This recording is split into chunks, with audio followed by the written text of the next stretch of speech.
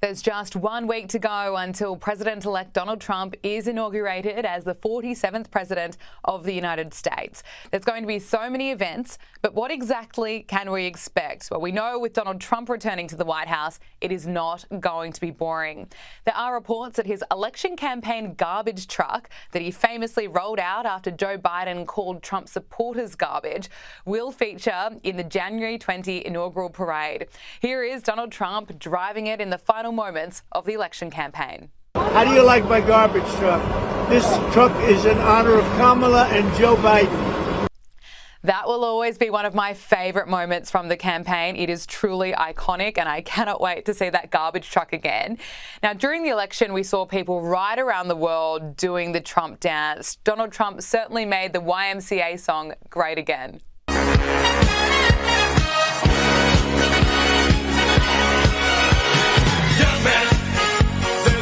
To feel down, I said, young man, pick yourself off the ground. I said, young man, cause you're in a new town. There's no need to be unhappy, young man.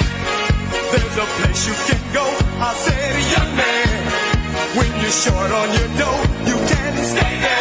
Now, Axios is reporting that the Village People will be performing at the Victory Rally on Sunday. Kid Rock and Billy Ray Cyrus are also going to feature at events over the weekend. And Carrie Underwood is scheduled to sing America the Beautiful at the inauguration ceremony. Lee Greenwood is also set to perform Proud to Be an American just as Donald Trump walks on stage. So in 1 week, Donald Trump is back. Moving trucks have arrived at Mar-a-Lago as Trump prepares to move back into the White House. But what has been incredible to witness since his November 5 election win is the significant changes that have occurred in America and around the world.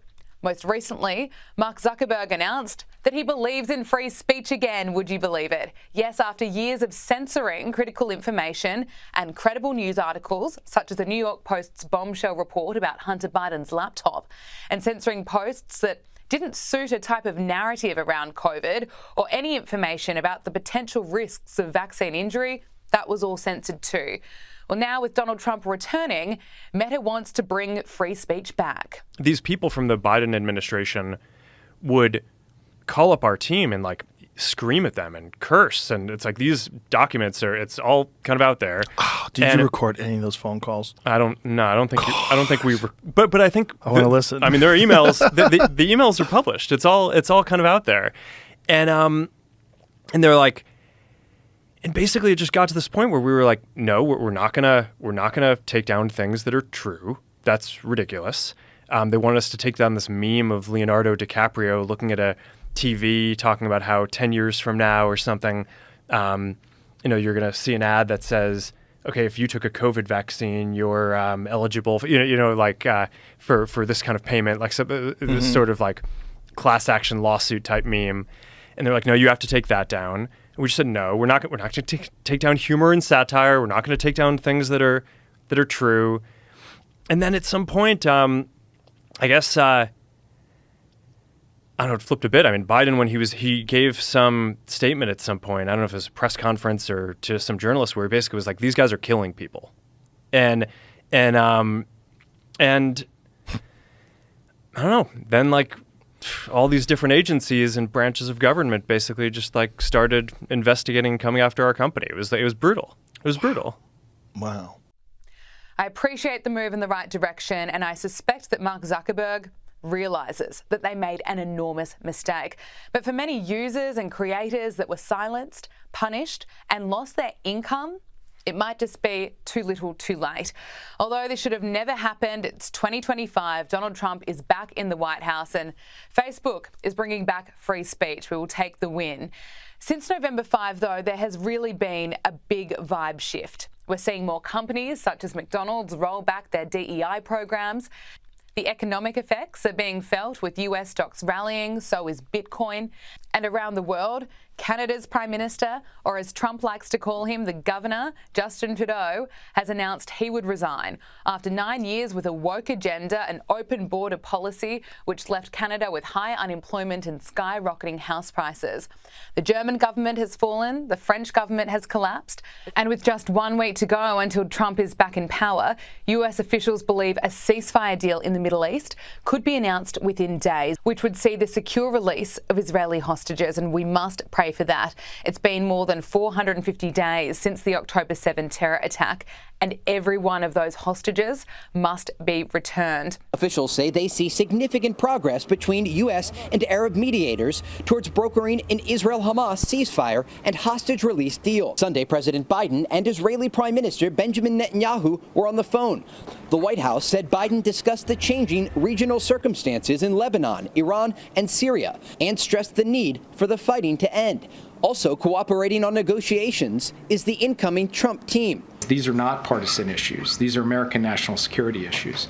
Our coordination thus far, the engagement we've had, it's been professional, it's been deep and substantive. There's been only one brief ceasefire since the war began in October 2023, and Hamas is still holding nearly 100 hostages in Gaza. Their families say they feel overlooked. We're not getting any guidance yet from the government of Israel, understanding if it is a deal for all the hostages or is it just a partial deal. The war ignited a humanitarian crisis in Gaza. So far, more than 46,000 Palestinians have been killed, though that number does not differentiate between militants and civilians. Let's start with that hostage deal. Do you think it will go ahead? I think it will go ahead, and I think it's a tribute to Donald Trump. I mean, he said to Hamas, you release these hostages or they'll be hell to pay. And whereas Biden for 4 years has broadcast weakness, Trump broadcasts menace and threat. And, you actually want the US president to broadcast a bit of menace and threat. You're not quite sure what he means when he says there'll be hell to pay, but you don't want to be on the end of the hell to pay. So all of a sudden you've got Fatah denouncing Hamas, you've got Hamas willing to release the hostages. I mean, the presidency is a very powerful office when it's occupied by someone with resolution. Of course, the world will be watching closely to see if Donald Trump can deliver on his promises, which include ending the conflict between Russia and Ukraine, carrying out the largest deportation operation in American history, making the government more efficient with Elon Musk and Vivek Ramaswamy, and making America healthy again with RFK Jr. We're going to rewrite the regulations to give the smaller operators a break. We're going to encourage sustainable regenerative farming that can build soil and replenish aquifers. We're going to ban the worst agricultural chemicals that are already prohibited in other countries. And we're going to remove conflicts of interest from the USDA dietary panels and commissions. I've seen some of what America's most innovative regenerative farmers are doing today. They can literally green deserts. They rebuild depleted soils. Wells that had been dry for 30 years start flowing again. They heal the land, and some of them make a very good living doing it.